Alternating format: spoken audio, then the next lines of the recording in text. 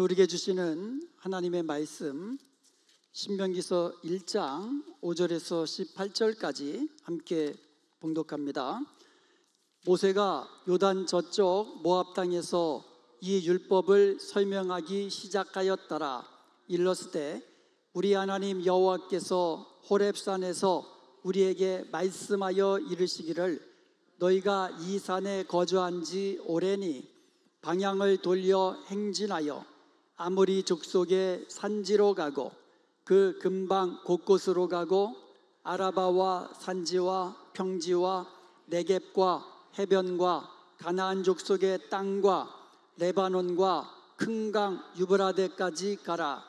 내가 너희의 조상 아브라함과 이삭과 야곱에게 맹세하여 그들과 그들의 후손에게 주리라고 한 땅이 너희 앞에 있으니 들어가서 그 땅을 차지할지니라. 그때에 내가 너희에게 말하여 이르기를 나는 홀로 너희의 짐을 질 수 없도다. 너희의 하나님 여호와께서 너희를 번성하게 하셨으므로 너희가 오늘날 하늘의 별같이 많거니와 너희 조상의 하나님 여호와께서 너희를 현재보다 1000배나 많게 하시며 너희에게 허락하신 것과 같이 너희에게 복 주시기를 원하노라. 그런즉 나 홀로 어찌 능히 너희의 괴로운 일과 너희의 힘겨운 일과 너희의 다투는 일을 감당할 수 있으랴. 너희의 각 지파에서 지혜와 지식이 있는 인정받는 자들을 택하라. 내가 그들을 세워 너희 수령을 삼으리라 한즉 너희가 내게 대답하여 이르기를 당신의 말씀대로 하는 것이 좋다 하기에 내가 너희 지파의 수령으로 지혜가 있고 인정받는 자들을 취하여 너희의 수령을 삼되 곧 각 지파를 따라 1000부장과 100부장과 50부장과 10부장과 조장을 삼고 내가 그때에 너희의 재판장들에게 명하여 이르기를 너희가 너희의 형제 중에서 송사를 들을 때에 쌍방간에 공정히 판결할 것이며 그들 중에 있는 타국인에게도 그리할 것이라. 재판은 하나님께 속한 것인즉 너희는 재판할 때에 외모를 보지 말고 귀천을 차별 없이 듣고 사람의 낯을 두려워하지 말 것이며 스스로 결단하기 어려운 일이 있거든 내게로 돌리라. 내가 들으리라 하였고 내가 너희의 행할 모든 일을 그때에 너희에게 다 명령하였느니라. 아멘. 신명기서는요 이스라엘 백성들이 출애굽한 지 40년이 되어가지고 40년째 되는 해 11월에 요단 동편 모압 평지에서 모세가 가나안 입성을 앞둔 새로운 세대들에게 설교문 형식으로 기록한 그런 말씀이에요. 이스라엘 백성들이 40년을 광야에서 지냈잖아요. 이제 40년이 다 지난 거예요. 그래서 가나안 땅을 넘어가기만 하면 돼요. 모압 평지에서 가나안 땅, 그 요단강만 건너가면 하나님이 약속하신 가나안 땅이에요. 모세는 이스라엘에게 40년 동안의 그 여정을 뒤돌아보게 합니다. 그리고는 하나님의 말씀을 따라 하나님이 약속하신 땅으로 나아갈 것을 권고하고 있는 거예요. 작년 우리 교회가 창립 40주년을 맞아서 구름기둥, 불기둥이라는 40년사를 발간했습니다. 혹시 그 부제목 아세요? 부제목 기억하세요? 은혜를 돌아보며 미래를 바라보며 이런 부제가 붙어 있어요. Looking back at God's grace and looking forward to our vision. 과거를 돌아보면서 looking back, 돌아보면서 지난 40년 동안 하나님께서 우리 교회를 인도하시고 또 지켜주시고 은혜를 베풀어 주신 것, 그것들을 생각하면 감사하지 않을 수 없는 겁니다. 아멘. 우리 교회 지금까지 지내온 것이 다 하나님의 은혜입니다. Looking forward. 그런데요, 그 은혜에만 머물 수 없다는 겁니다. 이제는 하나님의 말씀에 따라 교회를 더욱 든든히 세워나가고 하나님이 주신 비전을 이루기 위하여 전진해야 한다는 것입니다.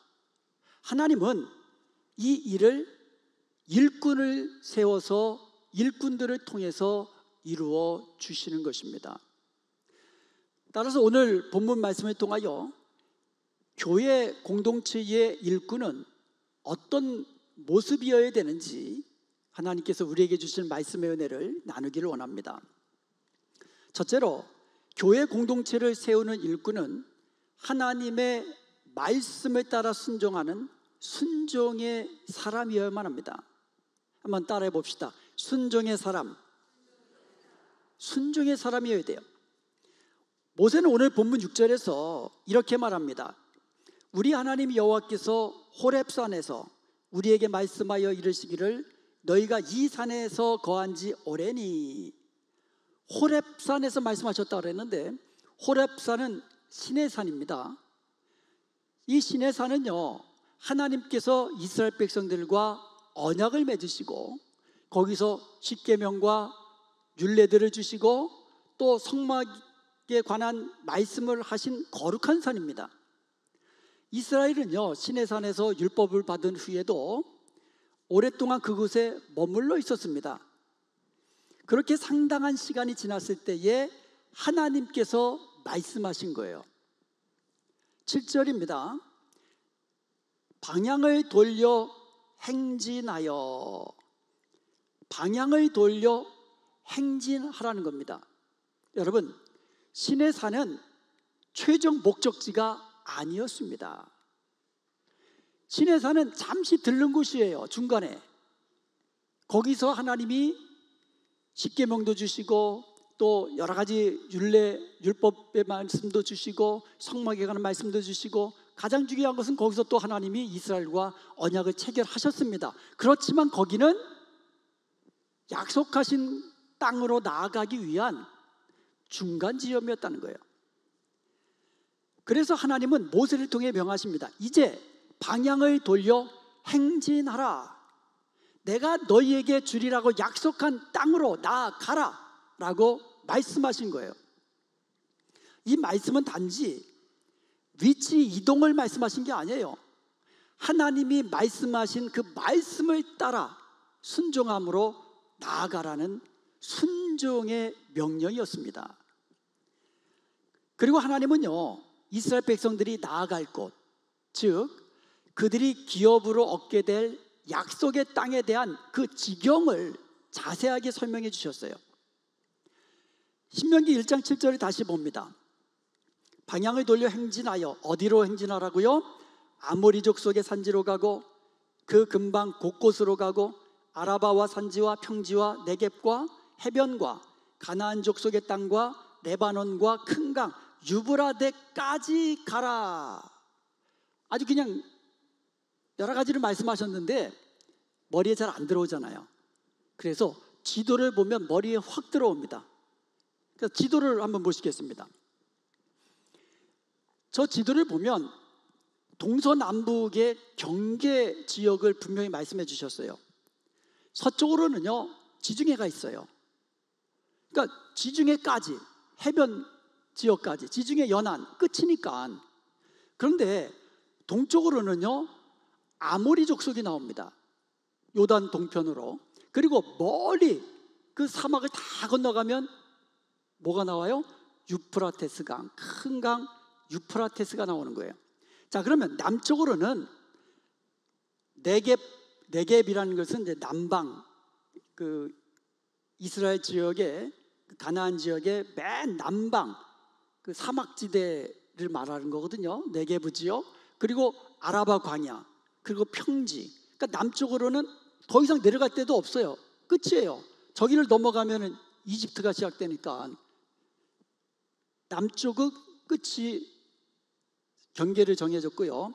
서쪽 경계 지중해 정해졌고요. 동쪽으로 계속 가면 유브라테 큰 강 나옵니다. 그러면 북쪽으로는 레바논, 오늘날 레바논과 또 엄청 싸우잖아요. 그 레바논 위로 올라가면 유프라테스 강이 저 위부터 내려가는 거예요. 그러니까 그 유프라테스 강을 가려면 사막지대를 가는 것보다도 북쪽으로 올라가서 그 끝까지 내려가면 이곳이 뭐냐? 비옥한 초송달 지역이라고 일컫는 저 넓은 지역을 하나님께서 약속으로 주신 겁니다. 저 넓은 지역을 너희들이 나가라, 차지하라, 내가 너희에게 기업으로 주었다고 말씀하고 계는 거예요. 모세는요, 하나님의 이 같은 약속을 의지해서 이스라엘 백성들을 축복합니다. 11절입니다. 자, 우리 한번 11절 같이 한번 읽어보겠습니다. 시작. 너희 조상의 하나님 여호와께서 너희를 현재보다 1000배나 많게 하시며 너희에게 허락하신 것과 같이 너희에게 복 주시기를 원하노라. 아멘. 하나님께서 너희에게 약속하신 이 넓은 축복, 많은 축복 너희에게 허락하시기를 원하노라. 1000배나 더 너희들이 번성하게 하시고 이 넓은 땅, 하나님께서 약속한 이 넓은 영토를, 이 비옥한 초송달 모양 이 전체를 너희에게 주시기를 원하노라 라고 축복한 거예요. 근데 실제는 어떻게 됐습니까? 실제는 어떻게 됐어요? 지금 이스라엘 지역이요, 한국의 강원도만 해요. 이스라엘 백성들이 하나님의 약속 믿고 믿음으로 순종하며 나아가며 차지하면 됐는데 가다가 멈춘 거예요. 더 이상 피 흘리기 싫은 거예요. 이 정도면 됐다 한 거예요. 그래서 멈춘 거예요. 너희들이 발바닥으로 밟는 땅은 다 너에게 주리라고 약속해 주셨는데 발바닥으로 밟는 곳만 주신 거예요. 하나님의 공동체는 멈춰 서 있는 공동체가 아닙니다. 하나님의 약속 받고 그 말씀에 따라 앞으로 나아가 순종하는 공동체인 것입니다. 그럴 때 하나님이 약속하신 그 복들을 다 누리게 되는 거예요. 교회가 시간이 흐르고 또 안정도 되고 그러다 보면 처음에는 약속 믿고 나아가리라 했지만 차츰 어느 순간부터는 경험에 의지합니다. 여태까지 이렇게 하니까 이렇게 되더라. 그리고 자꾸 전통을 따라가려고 합니다. 아, 옛날에도 그렇게 했어. 그리고 감정이나 어떤 여론에 따라서 나아가기가 쉽습니다. 그런 우리에게 하나님께서는 습관이나 전통에 안주하기보다는 하나님께서 보여주신 비전을 바라보며 방향을 바꾸어 말씀에 따라 나아가라고 말씀해 주시는 것입니다. 아멘. 아멘. 말씀 따라 순종하며 나가라는 거예요. 순종은 단지 듣는 것으로 그치는 것이 아니라 말씀에 따라 나아가는 것입니다. 이것이 순종입니다. 말씀을 듣고 깨닫는데 멈추는 것이 아니라 그 말씀 붙잡고 하나님이 주신 비전을 향하여 말씀대로 순종하며 나가는 것, 이게 순종이에요. 그럴 때에 하나님이 약속하신 축복들을 다 받아 누리게 되는 겁니다. 그러므로 이제 우리도 하나님의 말씀을 듣고 깨닫는데 그치지 말고 말씀 따라 움직이는, 순종에 나아가는, 순종하는 일꾼이 되기를 주님의 이름으로 축복합니다. 아멘. 그리야 할 때에 우리 교회가 정체되지 아니하고 멈춰있지 아니하고 말씀에 따라 나아가 하나님이 주신 비전을 이루는 복된 교회가 될 수 있는 줄로 믿습니다. 아멘. 첫째가 순종하는 일꾼이라면 두 번째로는 교회라는 믿음의 공동체를 세워가는 일꾼은 함께 동역하는 일꾼입니다. 한번 따라해 봅시다. 동역하는 일꾼. 동역하는 일꾼. 이스라엘 백성들이 출애굽한 지 한 3개월쯤 지났을 때입니다.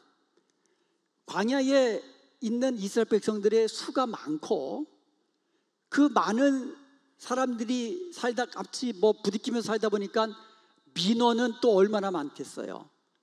다툼은 또 얼마나 많겠어요. 그럼 누군가가 그것을 듣고 판결을 해줘야 되거든요. 그런데 그 모든 문제를 모세 혼자 감당하기가 역부족이었습니다. 그래서 모세는 이렇게 고백합니다. 9절입니다. 그때 내가 너희에게 말하여 이르기를 나는 홀로 너희 짐을 질 수 없도다. 그래서 짐을 지다라는 말, 이 히브리어는 짐을 들어올리다, 짊어지다, 감당하다, 이런 뜻이에요. 직역하면 내가 너희를 감당하는 일을 홀로 할 수 없도다, 이런 뜻이에요. 나 혼자 너희들의 그 모든 일들을 감당하는 것 내가 할 수 없다라는 거예요. 모세는 위대한 지도자입니다. 그렇지만 아무리 위대한 지도자라 할지라도 이스라엘 백성들의 모든 일을 혼자서 감당하기에는 불가능한 일이에요. 역부족입니다. 그래서 모세는요, 각 지파에서 지혜롭고 또 명철하고 인정받는 사람들을 택하여서 천부장, 백부장, 50부장, 10부장, 조장으로 세워서 그들과 함께 공동체를 섬긴 겁니다. 여기서 지혜 있는 자라 그랬는데, 지혜란 무슨 뜻이냐면 우리가 호크마라고 하는데요, 단순한 지식이 아니에요. 성경에서 말하는 지혜라는 것은 삶 속에서 하나님의 뜻을 분별하고 그 뜻대로 순종하는 것을 지혜라고 합니다.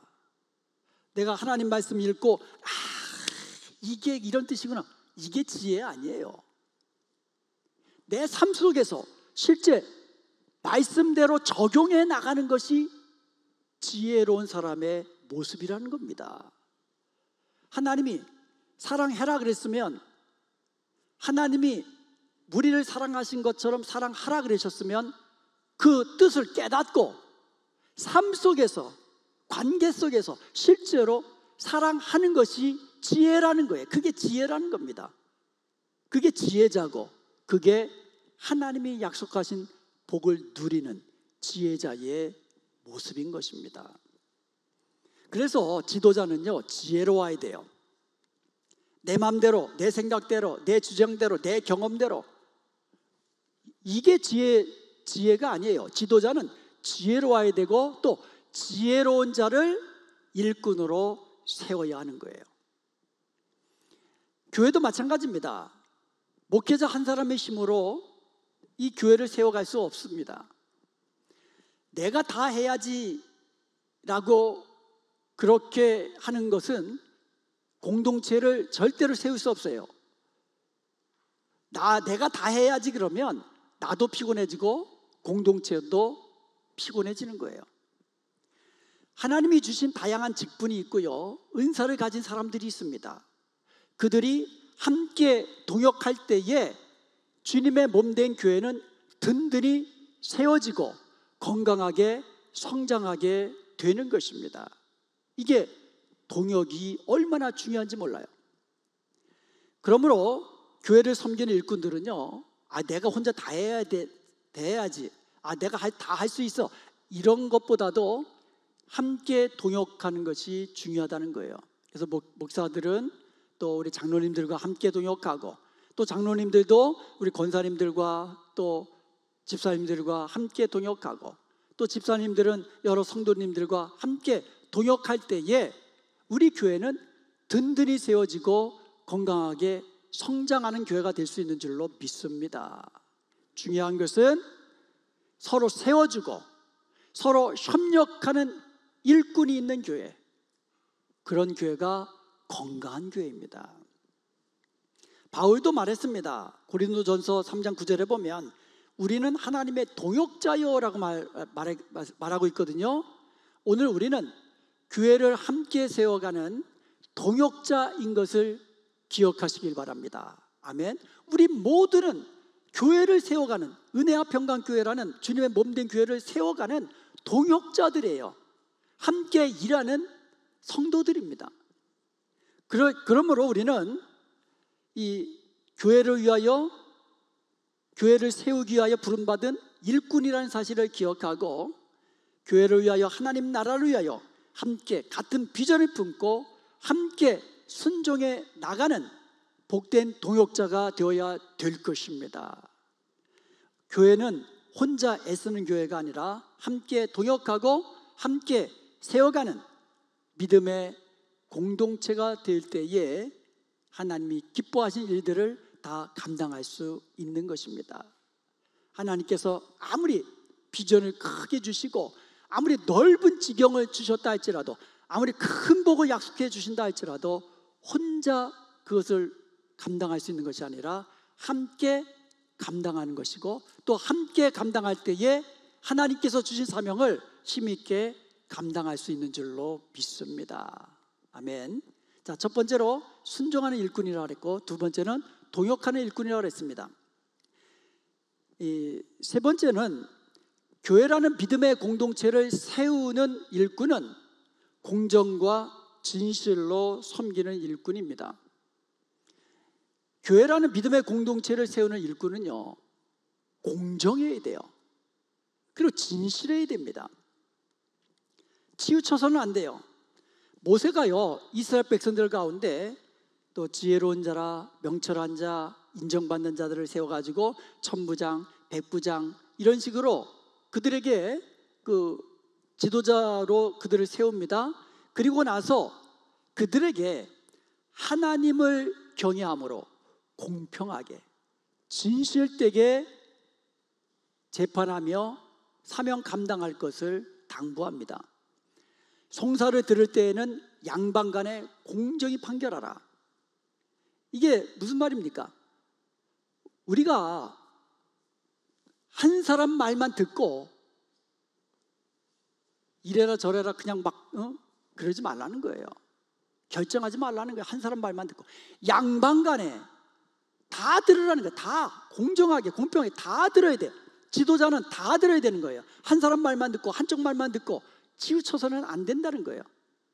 누구 편을 들어서는 안 된다는 거예요. 감정에 치울려서 나랑 친하다고 해서 그들과 착 붙어가지고 그러면 분쟁만 일어나는 거예요. 파벌만 생기는 겁니다. 사람의 외모를 보지 말고 귀천을 차별하지 말고 들으라는 거예요. 차별하지 말라는 거예요. 외모를 보지 말라는 거예요.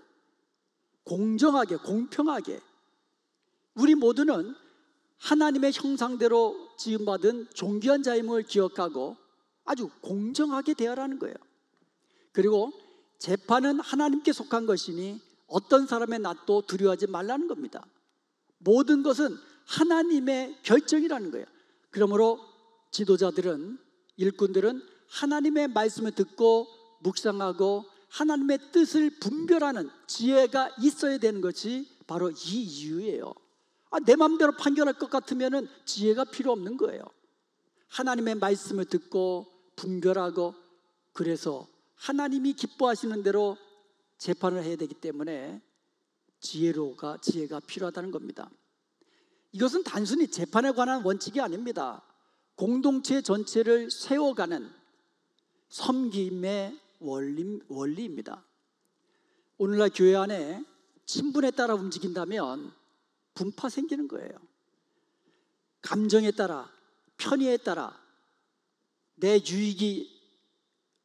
유익에 따라 이렇게 움직이면 공동체는요 분열됩니다. 공평하게 진실되게 사람의 눈치를 보기보다 하나님의 뜻을 바라보는 거예요. 어떤 그 편리에 따라 인기에 편승해서 인기를 얻기 위해서가 아니고 하나님의 말씀을 기준 삼고 공정하고 진실된 일꾼이 될 때에 우리 교회 공동체는 하나가 되고 또 건강하게 성장하는 공동체가 될 것입니다. 사랑하는 여러분, 우리 교회는 주님의 몸이에요. 주님의 몸된 교회를 함께 섬기는 우리는 모두는 일꾼들입니다. 그 몸을 세우는 일은 목회자 한 사람 아니면 충성스러운 몇 사람이 아니라 우리 모두가 함께 주님의 몸된 교회를 세워나가는 거예요. 그래서 하나님은 오늘 여러분들을 교회를 세우는 일꾼으로 부르셨고 함께 동역하도록 했습니다. 우리가 이번에 세움받은 일꾼들만이 일꾼이 아니에요. 우리 모두 다 주님의 몸된 교회를 세우는 일꾼이라는 사실을 기억하고 동역의 기쁨을 우리가 함께 누리고 하나님이 주시는 복을 함께 누려야 될 줄로 믿습니다. 그 일꾼은 첫 번째로 무슨 일꾼? 하나님의 말씀에 순종하는 일꾼이 되어야 돼요. 하나님의 말씀에 비추어서 내가 무엇을 하면 될까요? 내가 어떻게 하면 주님의 몸된 우리 은혜와평강교회를 세워갈 수 있을까요? 정직하게 하나님의 말씀에 비추어서 주님, 내가 무엇을 하면 될까요? 그리고 그 하나님이 주시는 말씀의 음성에 순종하시기 바랍니다. 두 번째로 주님의 몸된 교회를 세워가는 일꾼은 동역하는 일꾼이라고 했습니다. 그래서 옆에 무슨 일하는 분이 보시면 제가 뭐 도울 일이 없나요? 제가 무엇을 하면 될까요? 한번 이렇게 여쭤봐 주십시오.